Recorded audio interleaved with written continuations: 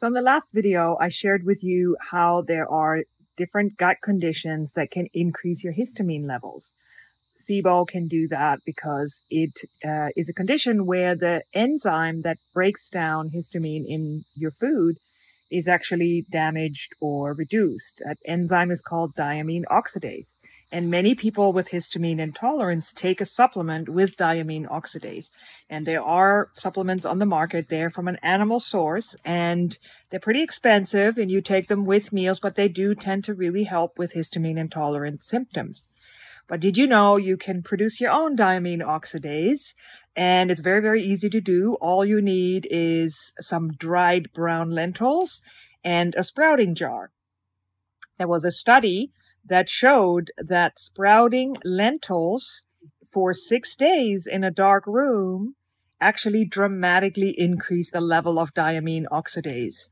So let me show you how to do it. So first you take about a cup of brown lentils, maybe a little less, and you need a jar. It doesn't have to be a sprouting jar like this. It can just be any jar that you can poke some holes in the top.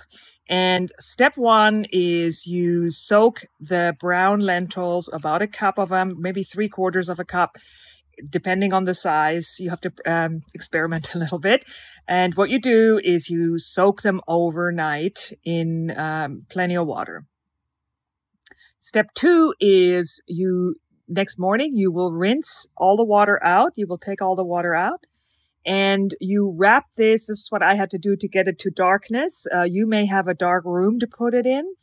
I had to wrap tea towels around my jar because I don't really have a very dark place where I can sprout my lentils. But the idea is that you have to sprout them in complete darkness, or as dark as you can possibly get it. You could possibly get a box and put holes all over it that there's plenty of airflow because you don't want your sprouts to grow mold.